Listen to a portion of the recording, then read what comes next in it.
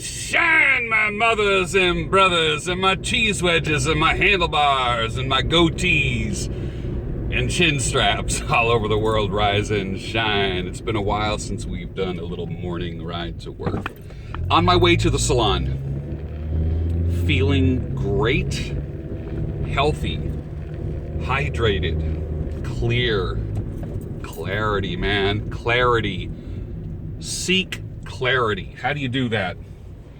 You keep the blood flowing. I learned this from Cernovich. Whatever is good for the heart is good for the brain. You hear me? Anything that makes the heart pump more is going to make the brain function better. The brain functions on oxygen. More oxygen, more functioning. Less oxygen, less functioning. So we want to keep the blood flowing through activity, even cold showers. Some people call them contrast showers, where you just take your shower, you get clean, and then the last minute of the shower, make it ice cold, and then turn around. You're like, you can't even be still. You're shivering, and then turn around, and just literally 1 minute in ice cold, not warm, not cool, ice cold. I do it where, like, some people will jump in the shower and just do a full-on ice-cold shower from the start. I don't do that. I get myself clean with warm water, co-wash this. Even when you have a goatee, same thing applies. Co-wash 6 days, 1 day, wash with a cleanser of some type.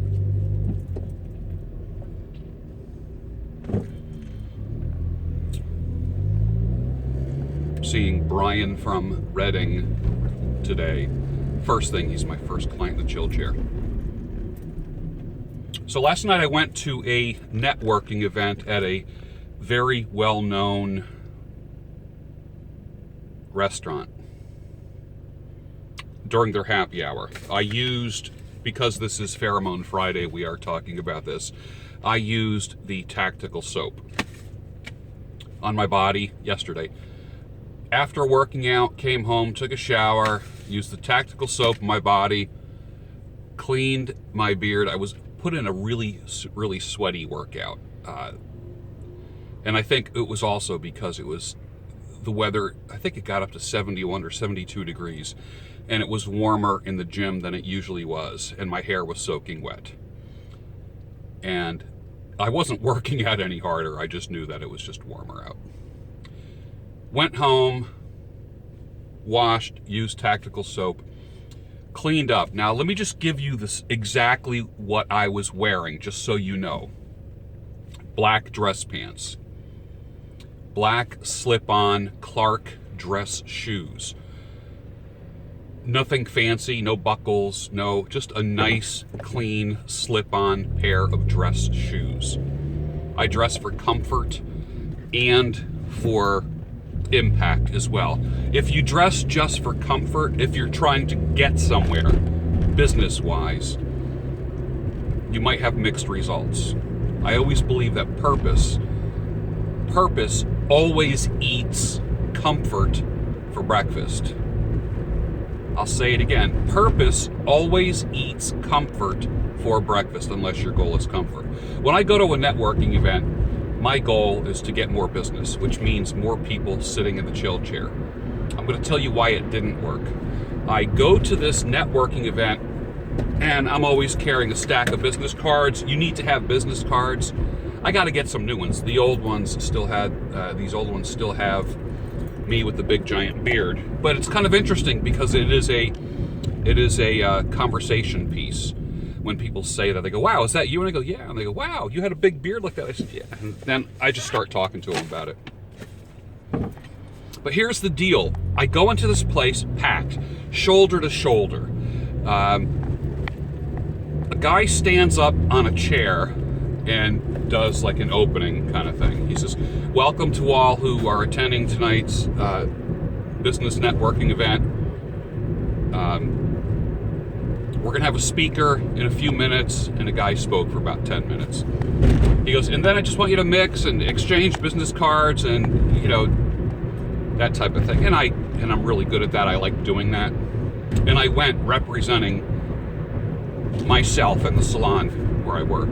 That's what I do. That's how I get a lot of business. Usually I go somewhere and just talk to people. But I will tell you what, this was a weird night only because I was there for about 2.5 hours. I don't drink when I go to business networking events. Usually the liquid that I'm holding is usually seltzer and with a twist of lime in it. That's what I do to keep my voice clear. I want clarity. I'm there to get business. I'm not there to wash my troubles away. And then you could always tell the after work happy hour people who are there just to slam down some martinis and tie one on before they get home. My goal is to get more business. And I said all that to say this. There was at least 150 people at this bar. All right, this stretch of road is like horrible. So hold tight while I go over these bumps. This area here is just shitty. The area that I drive through to go to work is just... I live 4 miles outside of the city limits of Philadelphia. And by city limits, I mean like Chestnut Hill area, if you know the area. Beautiful area. And then I have to drive through Norristown in order to get to the Collegeville area, to where the salon is. And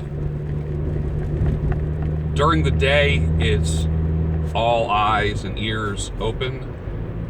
At nighttime, it's lock your damn doors and have all your eyes and ears open, which I'm just for the heck of it. I enjoy locking my doors when I drive through certain parts of town. I should keep them locked. Man, it is dark out. It's sunny behind me, but in front of me, it looks like it's nighttime. The clouds are very dark. So I go to this networking event. I have my business cards in my hand. And my rule, number one rule is just be the friendliest guy there. Be the guy, when you go to a networking event, that people think that you are the one running the event. Which means that you don't just stand there with a drink in your hand. What I do is I actually approach people. I say, hi, my name is George. What do you do for a living? I cut hair, or something to that extent. Or have you been here before? Or what are your goals for tonight? What do you want to accomplish by being here tonight? Or I always ask an interesting question, something like, if you could meet anyone, who do you need to meet right now? That's what I would call my proprietary networking question. Who do you need to meet in order to make the sale, or close a sale, or to get to the next step in your business? Who do you need to meet? That's what I always like to say. And as I was working my way through the crowd, I'm not the guy that stands there with a drink in my hand expecting people to come to me. I do the networking, so to speak. And then if someone says, I'm looking for a florist because I'm getting married in 3 months and blah, blah, blah, whatever, and we need to find a florist. And it might be that I had 5 minutes earlier, 20 people away, I met someone who has a flower shop or something like that. And I would say, you know what, I just met somebody who has a flower shop. And, oh, there they are. Hey, come on over and I'll introduce you to them. And I end up connecting the two people. That's how I network. I would consider myself a master networker because I cannot not go to a networking event and not come away with business. That's just, for me, it's like going to a networking event is just like tapping it into an ATM machine. For me, networking events equal money. Always. They always have, they always will. Because I'm very proactive. But this is what happened last night. I worked my way around. People took my card. Oh yeah, I happen to be looking for a new barber, new stylist. I'm looking for a new style. I've been looking for someone to trim my beard. And that's the kind of stuff that I encounter when I go to networking events. After about 25 minutes of getting around and meeting people and not being weird about it, I mean, my goal is to get business, period. But my other goal is to gather information and see if I can help others out. I find that your best networking is done when you connect people. And nobody does it better than me. Within about 25 to 30 minutes, I'm surrounded by 5 women. I'm not looking for female clientele right now. At this point, I have my favorite ladies that I do. I'm not looking for new female clientele. I'm looking for male clientele. So for me, being surrounded by women is not... That doesn't mean I'm going to get more business. Now, for some guys, they mix business and pleasure. I don't do that. But being surrounded by women, literally 5 women around me, and I've done nothing different. The beard is not there. I went looking just like this.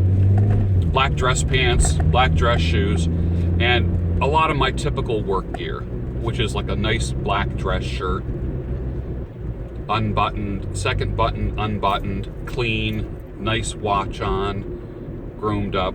That's my pretty standard default look when I'm out and about. If it's not a shirt and tie event. And I end up getting surrounded by women. And I said to myself, you know what, screw it. I'm mixing business and pleasure. So I got a phone number and I got a date. And I might have bent my own rules, but I did some networking first, and I did get a couple new clients, and I got a date.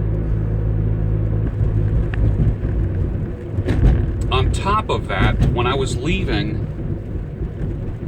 the gal says, oh, you're leaving so soon? I go, yeah, I've got some work to do. I've got some study modules that I have to get to. And she goes, you know what? I think I've done all the networking I'm going to do, and I got to leave too. I said, all right, good. I'll, walk you out. That's fine. So she said goodbye to the organizer of the event. I went up to the organizer and shook his hand, said thank you for a nice event. I appreciate it, and I'll be on your mailing list, and thank you for having this. So I'll only say her first name. Lisa and I walked out. I said, where are you parked? She says, right over there. I said, oh, me too. And of course, my goal was already done. I already completed everything by getting a date, which doesn't really mean anything. I mean, it's just, we're gonna meet for a drink and then maybe some Mexican food or something like that, and then just walk around. Because I already spent some time with her after the 4 or 5 ladies that were around me, which was not my goal, to be surrounded by ladies. So I walked her to her car. My car was literally like 4 or 5 cars away. I said, well, I'll see you next week. I'll give you a ring. I said, I'll text you and stay in touch. And I always say this, and if anything comes up, just give me a text or give me a shout. Communication is a good thing. And she says, I'm so glad we met. I said, yeah, absolutely. And she says, okay, well, have a good weekend. Because here we are right before the weekend. And she comes right up to me and kisses me. And I thought, okay, this is cool. This is cool. That's good. And I said, all right, well, have a good week. It was like a little uncomfortable. Not uncomfortable. It was like I just didn't know what to say. I said, all right, well, hey, have a great weekend. And I walked away. Now, I was not the one who was assertive here. Does this happen to me often? When I had the big beard, it never happened to me, just because I looked like everybody's grandfather. As Richard Cooper says, I'm the father you never had. I say, I'm the grandfather you never had. So for me, going in with the white hair and the white beard, and I always looked so much older, I would get compliments on the beard and not on anything else. Hey, nice beard. And sometimes I would get business. This particular evening, I went in looking just like this. No beard at all, except the chin beard. The goatee. With just a little tiny thing here. But pretty much this look, and I wasn't doing anything different. I did what I always do, and that's go around, greet people, meet people, be the friendliest guy in the place, collect business cards, get clients, nail down clients. I don't get leads. I'm not into the whole leads thing. I want to close the sale right then and there. They're in the funnel, I close them, boom. Seal the deal, they become a customer. That's how I look at it. That was my normal modus operandi, which means my method of operation. That's my goal. The very last couple minutes, I said, screw it, I will mix business and pleasure. After, you don't play until, you gotta work first and then you play.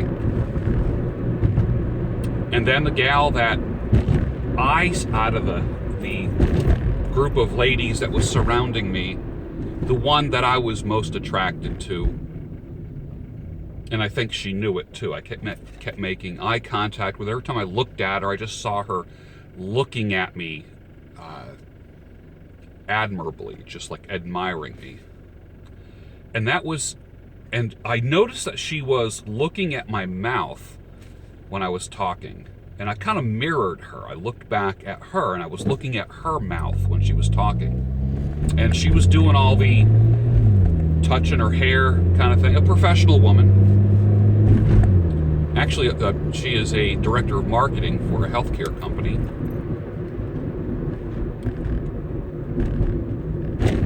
And I felt that the doors were opening, and there was one green light after another. And I was not being assertive at all. I was reading the cues, but I was not really being assertive. She was, what's the word?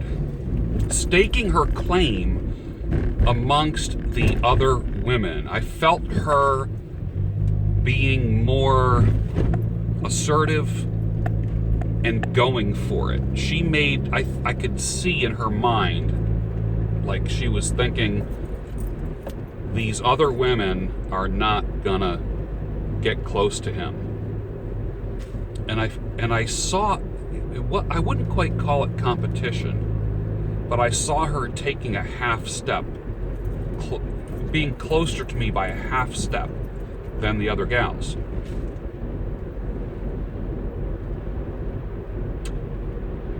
What was I exuding last night? And you've never heard me talk about this ever. You've never heard me talk about it. And I'm not a conquest guy or a bragger kind of guy. I try to be a respectable man, or as Yoda would say, do or do not, there is no try.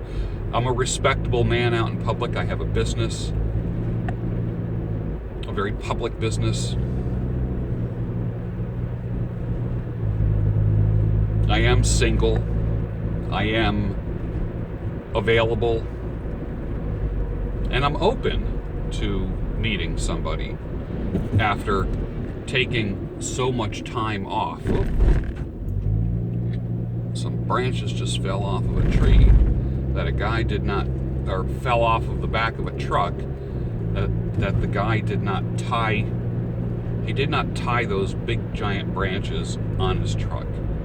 Why do people put stuff in the back of a truck, pile it up 10 feet high, and expect it to stay there when they're driving 40 miles an hour.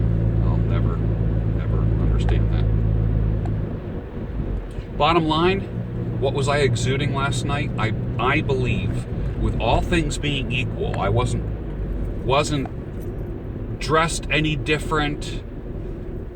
I'm still me. I'm the me that I was 3 months ago, a year ago. I'm still the me that had the big beard, but now it's me without the big beard.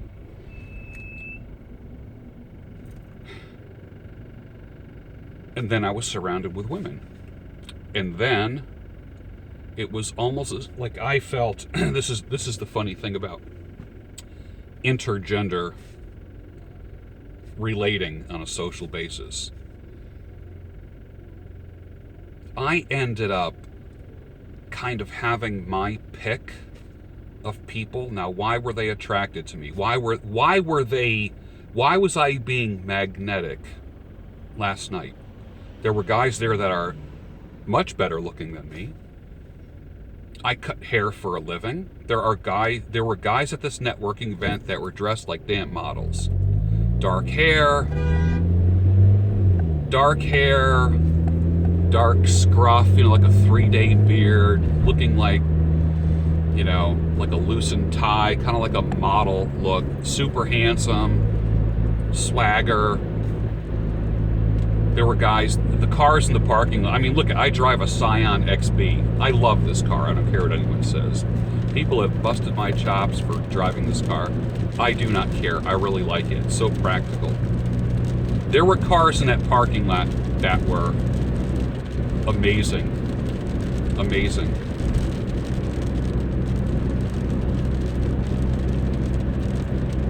Maybe I'll do a video with Lisa after a couple dates. Who knows? We'll see. And we'll do an interview and I'll ask her things like, well, what attracted you to me? Why me? There were 75 other men there, but why me? The only thing that I can think of was the Pheromones soap. That was the only thing, and it was very tactical. That's why he calls it tactical soap. It's a tactic. A double-blind study would mean I go on the same night to the next event, same group of people, wash with Irish Spring or Dial or just like generic, like whatever soap, and do the same thing and see if I get the same type of response. That would be a true scientific study. But all the studies about pheromones have been done. Some people say, well, that's been debunked. Let me tell you right now, every time that I have ever used the soap and been out in public, and instantly, literally, within like 30 minutes, I'm surrounded with women, whether I'm sitting at a bar, which I tried, and it worked, or went to a professional networking event at a very upscale restaurant that I won't give the name. I'm going to put a link to, what have you got to lose? I'm going to put a link down below where you can get the soap. There's a reason why it's called tactical soap. It's part of your game. It's part of how you present yourself. People, you don't get a second chance to make a first impression. And one of the best first impressions that you can make, obviously, is how you smell. Not just how you look, not just how you talk. Because I was talking no different than I usually do. I was groomed no differently than I usually am. The only thing was this. Put the link down below. Whip out your credit card. I think there's a special where you can get 4 bars of soap. 5 bars for the price of 4. I would just order 10. I would just get a year's worth. That's what I would do. What have you got to lose? You spend more damn money on a 6-pack of beer. Or a new shirt. Or whatever you think is going to help up your game. I should do more videos on game. Because I went from a man who had no game to a man who's got game. But ethical game. Check the link down below. You're not going to be disappointed. And I hope you have a great day. Stand up straight today. Fix your posture. Smile more. Make eye contact with people. Just those things alone help improve your game, whether you're male or female. You can do it, I know you can, because I believe in you. And I said that for a long time. Now go out and do it.